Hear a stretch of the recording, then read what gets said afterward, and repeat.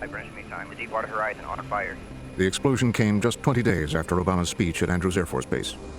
11 workers killed, 17 more injured. Things had gone wrong here from the beginning. A worker had called the project a nightmare, the well from hell. Internal documents show that BP engineers were debating how to cut costs on a project that was already way over budget. Every indication was that the well that blew out, it was already $10 million over, and to get caught doing a remedial cement job and going back in there and doing all this work was another $10 million, and it was going to impact them. So they were cutting corners on an operation side, trying to get by with less. By 2006, BP's most promising oil fields were here in the Gulf of Mexico. They had bet their future on it. If you want to continue to grow as an oil company, you have to keep extracting more oil. It's simple. So deep water was the next frontier. The U.S. government, worried about dependence on Middle East oil, encouraged it. They wanted the deep waters of the Gulf of Mexico to be explored, and BP was the kid in the front of the class putting up its hand before it even had an answer, basically. They like to be pushing into ever deeper territory. It's how you get kudos in the industry, and it's hugely impressive what they were doing. They were very confident. They actually believed they were going to overtake Exxon in terms of production. They had found a lot of oil in the Gulf, and they were feeling like on top of the world. BP is the leading operator here, producing 25% of all Gulf oil from some of the deepest waters in the world. In fact, it was BP who had found the deepest ever. So everybody was actually pretty excited about this, and people were just losing sight of the risks. Thunder Horse toppled over. This was a state-of-the-art rig, which had cost BP billions of dollars to design and build, and it looked like it was going to sink. It was very embarrassing. After an investigation, BP discovered that the storm wasn't the problem. That in itself shouldn't have been disastrous. It turns out that BP engineers had incorrectly installed a number of valves that are meant to control the flow of water in the supports that keep the rig afloat. And the rig, as a result, took on water instead of shedding it.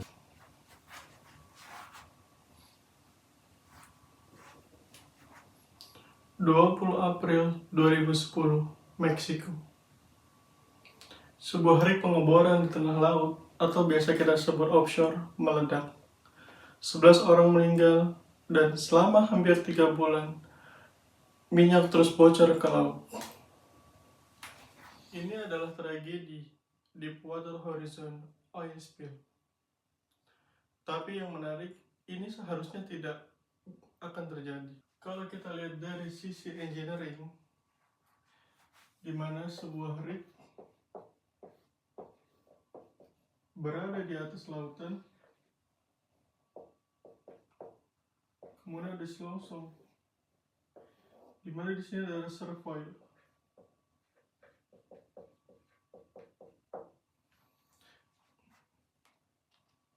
Ini adalah sumur minyak. Di bawah sini ada tekanan yang sangat besar, yang dimana tekanan ini harus diredus oleh beberapa lapisan, yang nantinya hanya minyak yang memang disiapkan yang bisa ditarik oleh sebuah rig tersebut. Dimana ketika reservoir ini memiliki tekanan yang sangat tinggi, maka dinding-dinding di area sini ini harus mampu menahan tekanan tersebut, sehingga ketika tekanan yang ada di reservoir ini bisa terakomodir oleh rig yang ada di sini, sehingga tekanan tersebut mampu diredus yang mengakibatkan sebuah lonjakan terjadi ke atas, maka proses itu terjadi. Dan lapisan-lapisan ini yang menahan sebuah tekanan yang berada di luar area reservoir atau sumur. Yang pertama di sini ada cementing. Di sini ada casing. Dan di sini jalur naiknya sebuah fluida atau crude oil. Di mana cementing ini bertugas menjaga lapisan luar antara casing dan juga lapisan terdalam dari sebuah tanah ini supaya tidak ada tekanan yang masuk ke dalam casing, Sehingga di sini smelting harus sangat-sangat kuat untuk menahan tekanan yang ada. Nah, smelting ini nyatanya pada kasus ini tidak dilakukan inspeksi, sehingga timbul keraguan oleh operator-operator yang bekerja ketika memang proses rig akan terjadi. Dan di atas ini ada pengaman yang namanya BOP, blowdown, di mana BOP ini adalah garda terakhir untuk menahan sebuah tekanan atau hal-hal yang memang terjadi yang tidak diinginkan. Dan ketika proses ini sudah terjadi, di sini ada sensor, di mana di control room ada sensor yang memang mengetahui atau melacak sebuah pergerakan yang ada di area sini. Dan ketika saat itu terjadi, sebuah control room ini memang sudah memberikan indikasi bahwa ada kegiatan yang terjadi berupa abnormal dalam sebuah situasi pengeboran atau eksplorasi. Tetapi di sini ada beberapa pihak yang memang tidak bisa membaca atau tidak bisa memaknai sebuah peringatan tersebut, sehingga peringatan pada area sensor ini diabaikan. Memang mungkin kalau kita lihat juga di sebuah filmnya itu, jadi di sebuah film ini juga diangkat bahwa ada beberapa perdebatan antara owner dan juga si pemilik rig, sehingga menyebabkan terjadi disinformasi terkait hasil sensor tersebut, yang dimana berakibat gas mulai naik dan terjadi retakan pada semen-semen pada area sini, pada area dinding.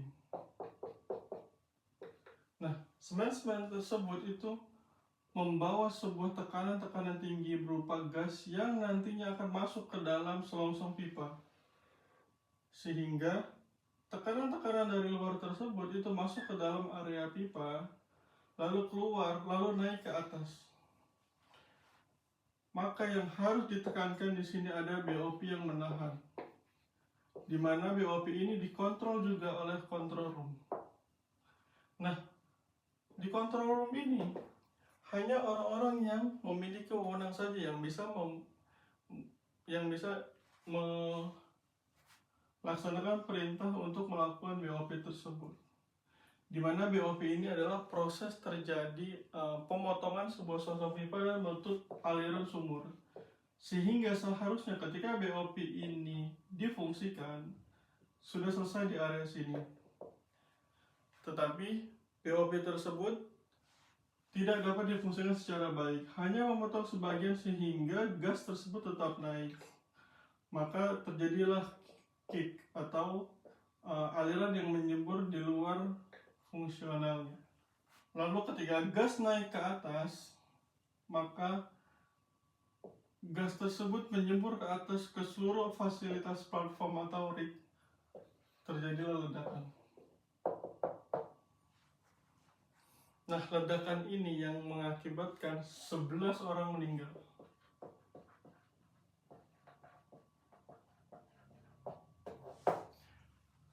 Terutama pada pekerja-pekerja operator yang berada di area sumur tersebut.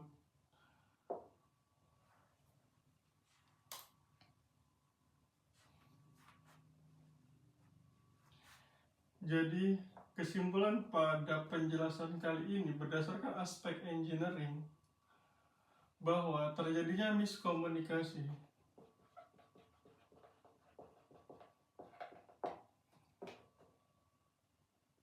Ada titik kesengajaan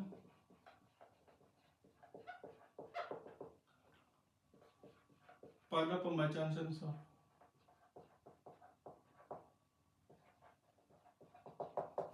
Yang mengakibatkan terjadilah ledakan.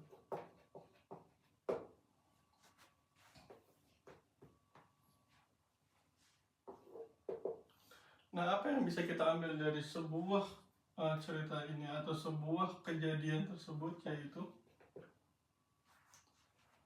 bahwa integritas sebuah peralatan pada khususnya industri oil and gas itu sangat-sangat penting.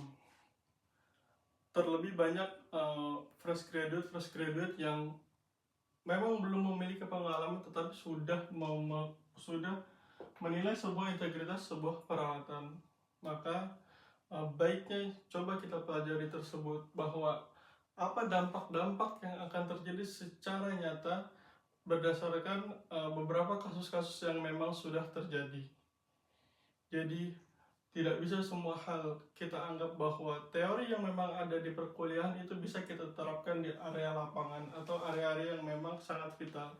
Bahkan seorang profesional pun yang memang sudah menguasai pada bidangnya, jika tidak terjadinya komunikasi atau tidak terjalinnya kerjasama yang baik, itu pun akan sangat-sangat vital, serta safety yang memang harus sangat diperhatikan.